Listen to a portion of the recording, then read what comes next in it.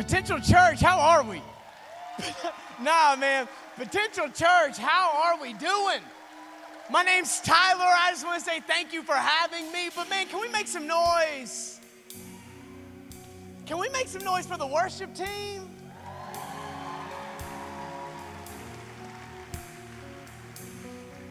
You know, being in church, traveling, doing all of that, I always usually get up close to the stage and I just like to throw my hands around. I just like to jump around. I don't know, man. And people say, Tyler, why? Why you act like that? Why are you jumping? Why are you shouting? Why are you punching people? Why are you doing that? And I always tell them, I remember when God snatched me up. Now, I was raised by my grandparents, okay? So maybe some of y'all don't know what the word snatched up means. But I was raised by a grandma that if she caught me doing something I shouldn't do, how many of you guys know what she'd do? She'd come in the middle of my mess, in the middle of me doing dirt, in the middle of me messing around, and I didn't want it, I didn't ask for it, I didn't really even want to be but she would snatch me up, and I remember where I was. Listen, I remember where I was over 10 years ago when God snatched me up. When he snatched me up, I didn't want it, I wasn't asking for it. And so when I look at my life before and I see hopeless, I look now and I say, look at my life. When I had no voice, God said, I'm gonna give this kid something. When I was raised in, I mean po, not poor. We couldn't afford the other letters. I'm talking po. And God, I'm not saying we got it, but there's no water in my cereal anymore. So you ask me why I'm jumping. You ask me why I'm praising. You ask me why my hands are like this. Man, if you've really encountered, if you've been snatched up, God has done something in you. Can you give him a shout of praise? And maybe some of us need to be reminded, we don't got it like that. We don't got it like that. And I know, and never mind, I'm not gonna get there. Thank you guys. Hey, I'm about to start preaching before I even thank you. Thank you. One more time for the worship team, man. They kill it. Man, I'm so thankful. My name's Tyler, and I have a wife, Ryan, like the boy. She's not a boy. We have two daughters, Salem Rain and Asher Lane. They're 6 years old. And they're 4 years old. But first, man, because he's my pastor, we have the best pastor in the entire universe. I'm not playing. I'm not kidding. You know how I knew? When I moved, so I grew up in Nashville. I'm talking about, I know Nashville. I'm going to take you to the shortcuts. I'm going to show you I grew up in Nashville. You know how I knew our pastor was a real deal? More people knew Pastor Troy than they knew me in my own town. I was like, man, this dude's not playing. So here's what I need you to do before we get started. Will you get your phone out? Act like you didn't just have it out during worship. Go ahead and get your phone out real quick. I did. I'm not playing with you, man. I got to check my stuff, man. I got notice. I got notice. We get on the YouTube app. We all got it. Don't act like it. You watch it all night long. Will you get on YouTube real quick? And there's a little magnifying glass in the top right corner. So if you'll click it, I'll give you a second, man. Because you got to act like, oh, where's my phone at? I probably left it in my car. You didn't. It's in your back pocket, whatever.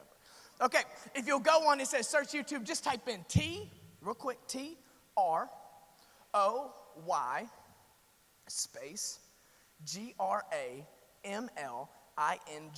That says Gramling. People said I couldn't spell. I had to get on Leapfrog as a kid. But hey, I got him now, boy. I got him now. Troy Gramling. If you'll click search, you'll see his account pops up. It's like a black and white picture. If you'll go click on that, will you click in red, it says subscribe. Right now, Pastor Troy is doing vlogs, okay? And I enjoy them because you kind of get to see behind the scenes. Like most pastors, hear me, and if you grew up in church, most pastors don't show you their life. They just want you to see the preacher. They don't want you to see the papa. They don't want you to see the husband. They don't want you to see. Pastor Troy says, hey, here I am. It's crazy. So if you will, and trust me, you'll enjoy it. Just go hit subscribe. And if you're already subscribed, will you hit the little bell next to the word subscribe? And keep it open. In just a minute, I want to do something else. But people have asked, because I was here. I worked at the Cooper City campus for a couple years last year.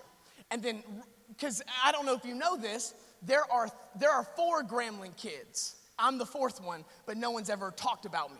Okay, they keep me locked up in the cellar. They don't let me out much for obvious reasons, but there's Tyler, and then for some reason they wanted to name me Tyler too. Then there's Carson, then there's Bailey. I'm the fourth Grambling kid, but a year ago, I went to the Pensacola campus, because we don't just get down here. You know that, right? Up in the balcony, stop sleeping. You know we don't just get down here, right? We get down to Pensacola. So I've been in Pensacola for a year, and let me tell you, we are doing work in Pensacola. What you give, what you pray for, you doing this, we're working out there. And so I just want to say thank you. If you know somebody that lives in Pensacola, anything like that, we've been helping the Pensacola campus. But there is something else, and Pastor Troy even talked about it before, that we're doing. My wife and I, like 4 years ago, started dreaming of starting a church. And I don't know if you notice or you can kind of get a vibe for it. I've never really fit in church. I got in whenever I was 18 years old, and I was like, ooh, this is tough. Even when I go preach somewhere and I walk through the front doors, they're like trying to get me saved when I walk through the door. And I'm like, hey, I'm actually speaking. Yeah, but just in case, let's get you saved real quick before we... I'm telling you. And I've always felt, and a key word, different. And I don't know if you've ever felt that, you feel called to something different. And so when my wife Ryan and I began to really dream on what God wants us to do, we felt God wanted us to do something different. There were enough churches, there just weren't a lot of churches going down that road, going down that street, going to that club. There weren't that many. And so we really just wanted to start a church named Different Church with the vision. We want to go somewhere different. We want to do something different that nobody's doing, all in hopes that we can do what? Reach somebody different. So since you've got YouTube out, and I was not planning this at all. This is a shameless plug. I wasn't planning this at all. Since you've got YouTube out, we started a YouTube campus, and if you will, just type in Different Church. It's the black logo. If you want to, just Different Church. Go subscribe. And maybe you're on a treadmill. Maybe you're driving a long way for work. Whatever it is. Maybe you just put it on and listen to my annoying voice for like 30 minutes. So that's what I would just go subscribe, whatever that is. But I'm really excited. Listen, I'm really excited to be here. Not just because I get to be with my South Florida family. Not only that, but 2 days ago, hear me, 2 days ago was my birthday. Okay? I'm talking like 50 Cent birthday. Not Pastor Tyler birthday. I'm talking 50 Cent get rich or die trying birthday. And y'all don't know about that, man. The massacre giver, y'all don't know about. So 2 days ago was my birthday. And how many of you guys have a birthday? Okay, raise your hand. You have a birthday you celebrate one day a year. Okay. How many of you guys have birthday weeks? Raise your hand. How many ladies in here wake up every day expecting it to be your birthday and waiting for your husband to have something when you wake up every morning? So look, growing up, so my wife and I, we had a little party, a little get-together growing up in Nashville, Tennessee. And I'm going to be honest with you. It's just the culture of the South. I spent a lot of my times where I grew up with white people and with black people. So I knew how white people partied, and I knew how black people partied. And I really thought, hear me, I really thought we knew how to party. And then I moved to South Florida. Listen, I just had never really partied with Hispanic people. Y'all already know. Y'all are just ready for like Gasolina to play. Y'all are just ready to pop off right now. Just Daddy Yankee, boom, Jesus gone. So I gotta stop. Pastor Troy, I'm sorry, man. I gotta stop. So I moved to South Florida, and everyone's Hispanic, like everyone is, and I have nothing. I look like cottage cheese. Like there's nothing I got going for me. But I grew up thinking I knew how to party until one day a guy, I'm not gonna put him on blast, he goes to this church, he calls me, he says, hey Tyler, I wanna invite you to my Nacho Bueno. And so I said, okay, cool. Y'all are crazy, man. Y'all got some weird names for some stuff. What is it, New Year's or Christmas Eve? What is it? Christmas Eve. Just call it Christmas Eve. Anyways, I'm playing. But so he invites me. He says, hey, be at my house. Here's my address. And he texts me, be there at 11. I said, okay, cool. I've been to get-togethers. I've been to hangouts. So at 10:30 a.m., I'm stressing. I'm trying to get ready. I'm getting my clothes on. And I pull up at his house at like 10:56 a.m. No cars are there. And some of you guys are like me. I feel you. I know, like, you're just like, yeah, show up to the party. What's up? So I get there, no cars are there. I knock on the door, nobody answers. And so I call my dude. I'm like, hey, bro, where are you at? Like, what's going on? He said, bro, it starts at 11 p.m. I said, by 11 p.m., I've got Cheetos and I'm watching the TV show where they sell you jewelry, okay? I have conditions to partying, okay? I am not staying up that late. But so he says, hey, be there at 11 p.m., man. It's going to be an awesome time. I just want you to meet my family. I didn't know how many family were there. And I know not all of them were family. Like, there's no way you have that much family. Like, no one does. But literally, there are like 800 people at this party. And for some reason, it's always outside. It's raining, outside. Storming, outside. So I walk through his house. There are dogs everywhere. I'm just like, oh, and music's playing. And so I get outside. So one, I shouldn't be at this party at 11 p.m. My grandma taught me nothing good happens past 8, right? Nothing good happens past 8. But here I am at 11 p.m., like Jose. So I'm just like, I'm hanging out, whatever. And and all the chairs are like really wobbly for some reason. Nobody's got a good chair in this whole party. And so some of y'all know what I'm talking about. So I sit down and like the legs are starting to bend. I'm just like, man, this is sketch, man. I don't really like this. Then no joke. And this is when I knew I was not prepared to party on Nacho Bueno. I hear people just start clapping. And so I look to where, like, I don't know if it was a shed, I don't know what it was, but these two, and guys, hear me. I cannot make this up. Cannot. White people, trust me on this. I see a guy with a big stick in his hands on his shoulder, and there's another guy with the other end of the stick on his shoulder. There are two grown men carrying a grown man pig on this stick, and they're walking. No, don't clap. Do y'all know what I'm talking about? Dude, they are carrying a full-grown man pig on this stick. And they're walking. It's now 11:30, 12 o'clock at night. I've been waiting for food this whole time. They're walking. There's this like bonfire type thing. They hoist this grown man pig. It's not a baby. It's not bacon. This thing, it's like this table. They put it on and he said, oh yeah, it'll be done about 2 or 3. You ever been invited to like a get together or like a cookout and they say it's from 2 to 6? But you show up at 4:30 because you know nothing's happening before 4. I'm not about to sit and talk to you guys for 2 hours. I want my hot dog, I want my mac and cheese, and I'm out. But that's when I knew, hear me, that's when I knew I had conditions to partying. I wasn't built to party like this. I need different things to happen for me to enjoy myself. And I think in the same way, when we got into church, when we come into worship, when we come to do anything else, there are conditions that need to be met. I've got to know every song. The lights got to be right. The singer's got to be good. If I don't know the chorus, I'm sitting down. We have conditions. If everything's not right, if my kids were crying this morning, if my husband was being mean to me, whatever it was, I'm not worshiping. Can I tell you, praise is not conditional. You don't get to pick and choose when you praise. Pig, no pig, I'm praising. I'm partying.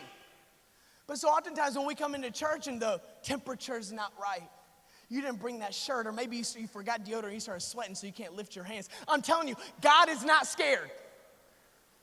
God wants you to praise. That's what, here, go to 2 Samuel 6. I'm not making this up. Go to 2 Samuel 6. We got a guy that we're about to see start praising. And when I tell you, he was willing to praise when the conditions were the worst. Can I tell you, for some people, your future blessing is in your present praise. And you've got to do something today to see something tomorrow. But hey, guess what? Today may not look good. I'm going to hit the gym tomorrow. I'm going to get a salad tomorrow. Go ahead, curly fries. Your current situation, it doesn't matter. Your praise is not conditional. Look at this. We're going to go through this on the screen if you want to play karaoke. 2 Samuel 6, verse 16. We'll read the whole thing. And if I've been here before and you've seen me, I've never been a strong reader. I was never really good in school. And so whenever I would read like a paragraph or a page, I'd get to the bottom and I couldn't remember what I just read. Has that ever happened to you? So I end up reading a page like 800 times to figure something out. And so we'll kind of do that. I'll take you. This is the leapfrog version of 2 Samuel 6, verse 16. Look at this. But as the ark of the Lord, the presence of God, entered the city of David, Michal, the daughter of Saul, looked down from her window. I want to stop. I'm not going to preach on that. Well, I am going to for just a second. But we'll go back through. It says, Michal looked down at David. Can I tell you, people are watching your praise. Your kids are watching your praise. Your coworkers are watching your praise, or lack thereof. It's not who's watching, it's how many people are watching and when are they are always. God has people watching you that don't know how to praise to learn how to praise from you.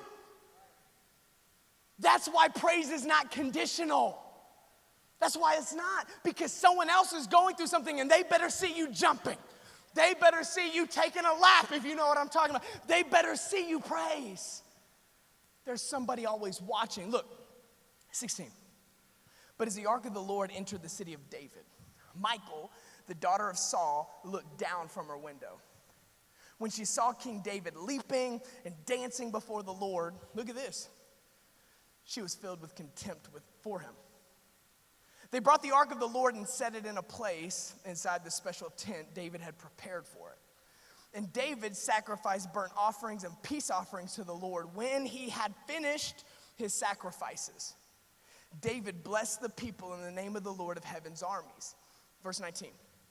Then he gave to every Israelite man and woman in the crowd a loaf of bread, a cake of dates, and a cake of raisins.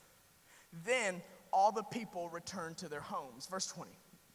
When David returned home to bless his own family, Michal, the daughter of Saul, came out to meet him. She said in disgust, how distinguished, this is sarcasm in the Bible, how distinguished the king of Israel looked today, shamelessly exposing himself to the servant girls like any vulgar person might do. Because David had danced so much, had praised so much, that his clothes started to come off. Maybe you grew up in church and you heard that. David replied to Michal, I was dancing before the Lord, who chose me, and this is shade, who chose me above your father and all his family. He appointed me as the leader of Israel, the people of the Lord, so I celebrate before the Lord. Yes, and I am willing to look even more foolish than this, even to be humiliated in my own eyes. And this is the end. But those servant girls you mentioned will indeed think I'm distinguished. Verse 23, and we're done. So Michal, the daughter of Saul, remained childless throughout her entire life. If you're like me, you forgot what we read at the beginning. So let's go back.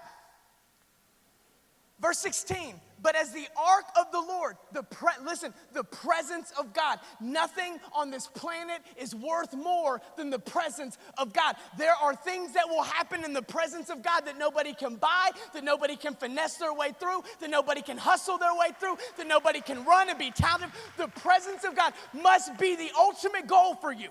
Nothing else. Every morning you must wake up and crave and thirst and hunger for the presence of God. I'm telling you, there is something. So look, as the presence of God entered the city of David, Michal, the daughter of Saul, and I said this in the last service, just as I'm looking at this passage, and this is for maybe a single person in the room, Michal isn't just the daughter of Saul. Michal is the wife of David. Every other passage that Michal is mentioned, they call her the wife of David. Except for when she gets angry at his worship. There's something that God doesn't see in their relationship when she starts hating on his praise. When you get into a relationship with somebody, young people, old people, and you're just single and you're on Tinder, whatever, you have got to look for somebody that wants to praise. There's something missing in the relationship when there's not this ability to praise with each other. There's not this ability to worship and pray with each other. And it says it right here, the daughter of Saul, not wife of David. When she saw David leaping and dancing before the Lord, what was she? She was filled with contempt for him. She was filled with anger for him. Can I tell you, if one of your conditions to praise is I gotta wait for everybody to agree with it, stop. Take it back to the locker room, hang them up. If you do not know how to praise in good times, you will not know. Listen, it is so easy to praise and worship whenever there's music and there's lights and there's smoke and there's coffee. Do you know how to praise in divorce court? No, man, I'm telling you, if you don't know how to praise when you file bankruptcy, but you've got to learn how to praise if you are waiting for everybody to agree with you. If you're waiting for your family to join, if you're online and you're watching in your living room and the worship was playing, but you didn't want to get in your living room and raise your hands because your kid and your husband might think something about you, don't wait. Praise isn't conditional. You don't wait till you feel good. You don't wait till, God's called some of you to do something crazy. God's called you to do something big.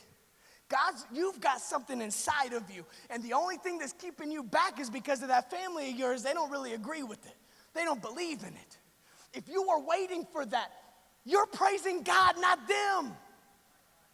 Your praise cannot be conditioned based on some people liking it. It can't. And the moment that happens, now you are idolizing them and not this heavenly Father that's given you these dreams, these passions, these desires.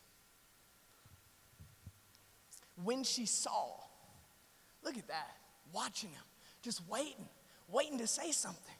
When she saw King David leaping and dancing, it wasn't because he was singing. It was because he started doing something she wasn't doing. Right when you start stepping out into a calling that they're not doing, and you start leaping, you start dancing, you start praising, you know what you're gonna get? But you know what she said last year? You know what he did? Remember the last one that didn't work? When she saw King David leaping and dancing before the Lord, she was filled with contempt for him. Verse 17, they brought the ark of the Lord and set it in its place beside the special tent. Look at this, major key. They set the presence of the Lord in a place that David had prepared. Your praise must be intentional. You have got to prepare yourself to praise. You will not want to. Your body does not want to. It's New Year's. We're trying to get in the gym. I see you. You failed every day this week, but we're still doing it. What do they call it before? What do you drink before you go work out? Pre-workout. You are doing something to prepare your body for the thing that you don't want to do, but you're going to do it. You are preparing yourself. Meal prep. You are preparing your mind and your body to eat a salad, even though you're not going to want that at lunch. You have got to intentionally prepare yourself for the presence of God. Mom, Dad, you have got to prepare your kids on Saturday night. We're going to praise. We're going to worship. We're not going to want to do it. My body doesn't want to do it. You have got to prepare yourself because there is something in you. And I'm Pastor Tyler. Listen, I don't always want to. I don't always feel like jumping and dancing and leaping and singing and shouting. I don't always feel that way. But I prep myself because what my body, today, the scriptures say today is the day.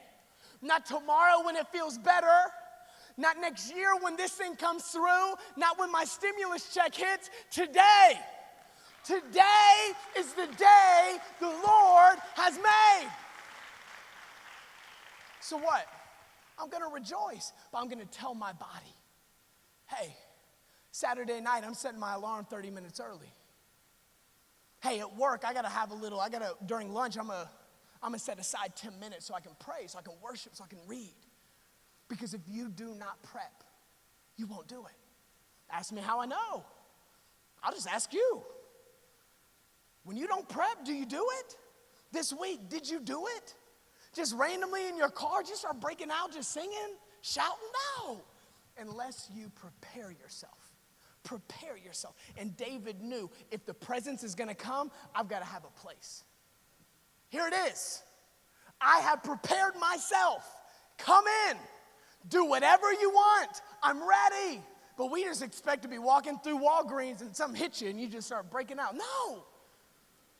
You've got to prepare yourself for the presence of God. Get before yourself. God, I'm sorry. I'm broken. I'm humble. God, just do something in me. Do something in me. Do something in me. I'm not a good prayer, so that's all I know how to pray. Do something in me. Do something in me. Do something. You've got to prepare yourself. Because if you don't, you won't. But look, they brought the presence of God to the ark of the Lord and set it in his place inside the special tent David had prepared for it. And David sacrificed burnt offerings and peace offerings to the Lord. When he had finished his sacrifices, David blessed the people in the name of the Lord of heaven's armies. And this is the uncomfortable part. Verse 19, we got it? Verse 19. This is the uncomfortable part. I'm not expecting shouts. I'm not expecting nothing, okay?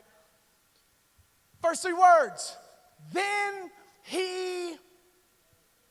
If you want to know if you're a good worshiper, you really think you're a good worshiper, ask yourself, are you a good giver? The first thing, not the last thing, the first thing David did in his praise and worship, being in the presence of God, was what? Give. Are you a good giver? Because worship is nothing more than getting close to the heart of God. And when you're close to the heart of God, you will know the heart of God. And what does God love? A cheerful giver. That's the word. That's not Tyler. That's his word. He said it. He loves a cheerful giver. The more you spend time with him, the more you know what he likes. My wife, when I drive home and I got to pick up something, we've been married for 8 years now. 2 kids, 8 years. I don't have to ask her what she wants to order. I've been doing this for a long time. So my wife's still bougie, so we pull up to Arby's, or I pull up to Arby's. Those curly fries smack, dude. And so I pull up, I get it. I don't have to call my wife. I don't have to ask her what she wants. What do? I want the beef and cheddar max, 2 fries, Sprite, no ice. Let's run it. Because I spend enough time with her, I know what she desires. When you spend enough time with God, you don't have to ask him, should I give? It's how much. You don't have to ask. You should know the heart of God the longer you spend time with him. That's what David knew. The first thing he did after his praise, he gave. He gave. President Man, rock with me. Look at this. If you want to know, and I don't think I get this enough. I didn't say this in last service. When you get out of a time of worship, action is required after. You don't leave a locker room, if you've played sports before, you don't leave a locker room and go home. What do? You go to the game. Now I'm using what I learned in here. When you spend time with God, you are now getting downloaded. God, what do you want me to do? What are you calling me to do? How much? What do you need? And when you leave, you're not done. You start. Leaving the presence of God is not the end. That is the beginning of your journey. When you leave here, you don't leave here and go, all right, I'm going home. No. Hey, what can we do? Who can we bless? How can we change somebody's life? David knew that. He left the presence of God and goes, here, hey, bring out everything I got. I'm touching everybody. But look, and this is where we miss it. This is where Tyler misses it. Verse 19, then he gave to every Israelite man and woman in the crowd. So he doesn't even know these people. He doesn't know their names. He doesn't know their story. He gave the crowd a loaf of bread, a cake of dates, and a cake of raisins. Then all the people returned to their homes. Verse 20, this is where we miss it. When David returned home to bless his own family. Your praise follows you home. You know how many pastors I know that only pastor on a stage and don't pastor their house? Me included. You've got to take, your employees don't even know that you go to church. When you spend time in the presence, it follows you home. We show grace to everyone but our family. You seen that? For some reason, I don't know why.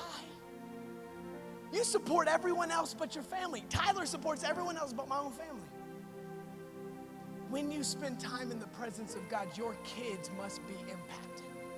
Your family must be impacted. Your coworkers must be impacted. We love doing missions trips. We love doing serve projects. Why? Because we don't know them.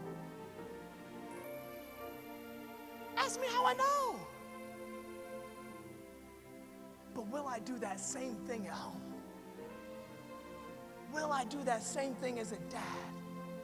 Will my kids not only know me as Pastor Tyler, will they know me as broken, humble dad that prays with them every single night, seeking the presence, praying over them? I'm going to start crying if I talk about my girls for some reason, man, that just gets me. Does my wife not only know this guy that people say, oh, Ryan, and this is me being transparent, okay, and this is just me being open. A lot of people just assume that pastors, we just got it like that, and their wives just love them. But will my wife know a husband that loves her unconditionally, doesn't create drama? Does she know that? Does she know that I love her, that I serve her before I serve anybody else? Before I serve any of you guys, I serve my wife. Does the presence of God follow me home? And I hate that it doesn't. Tyler's just not that good at it. And then we're getting to the end, and when David returned home to bless his own family, this part kind of makes me laugh. Michal, the daughter of Saul, came out to meet him. Husbands, we know what that means. My wife never comes out to meet me when I get home, unless something's happening. Michal comes out to meet David. She says in disgust, his own wife, the person that's supposed to be closest to him, doesn't. She says to him, how distinguished, remember sarcasm, the king of Israel looked today, shamelessly exposing himself to the servant girls like any vote. Because remember, he danced so much, his clothes fell off. And now she's kind of tripping over. And look, verse 21. David replied to Michal, three words, I was dancing. I was dancing. You know, last night in my hotel room, I was just praying over this and praying for everybody today, and I read over this, and I didn't have this in my notes. This is nowhere written. David replied with praise. David's response was praise. And so last service, I said, I don't know who is in this room, but right now, you're working on a response to somebody right now. A text message you haven't sent, an email you haven't sent, a message you haven't sent, and you're ready to go off. Like I said, I don't know who this is, but you've got to respond to somebody and you haven't responded yet. Can I encourage you just real quick? This is first, I don't know, and I'm not weird like this, I promise, but this is for somebody. Will you respond, I was dancing? With praise. I was dancing. I know that you're starting drama in the family. Here's my response. I'm dancing. You're not getting me messed up. I'm dancing. And literally after last service, right before this service happened, I don't know if she's in here, but she comes up to me. She says, the lady comes up to me and says, I've got a text message I haven't sent yet. And I've been waiting, and I deleted, or something like that. Like I deleted it. I don't know who you are. People are watching not only your praise, but how you respond when they don't like your praise. They're watching that, how you respond.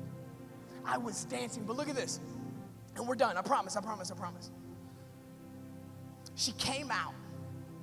She said in disgust how distinguished the king of Israel looked, shamelessly exposing himself to the servant girls like any vulgar person would do. What did he respond? I was dancing. I was dancing. I was praising. I was in the presence of God, the Lord, who chose me above your father and all his family. He appointed me as the leader of Israel, the people of the Lord. So I celebrate before the Lord. And look at this. And we're done, I promise. Verse 22. Yes, and I am willing to look even more foolish than this, to be in the presence of God. Yes, I'm willing to look even more foolish than that. I remember when I got into church like 10 years ago. And when I got into church, you had to look. Y'all know what I'm talking about. You had to look like you've been in church. You couldn't stress. You couldn't worry. You had to look really good. Can I tell you something? I wore suits and ties for a couple years and never got into the presence of God. Here, no, for real. Maybe some of you know what I'm talking about. You've looked really good. You've looked good on the outside, but you've looked bad on the inside.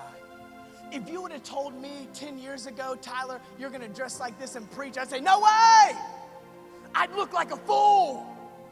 They wouldn't believe in my calling. Hear me. They wouldn't believe in my calling. They wouldn't believe that I was anointed. They wouldn't believe the Holy Spirit used me. Can I tell you, when I pray, I look like this. When I write sermons, I look like this. When God captured my heart, I look like this. So if you want to know what I look like, here it is.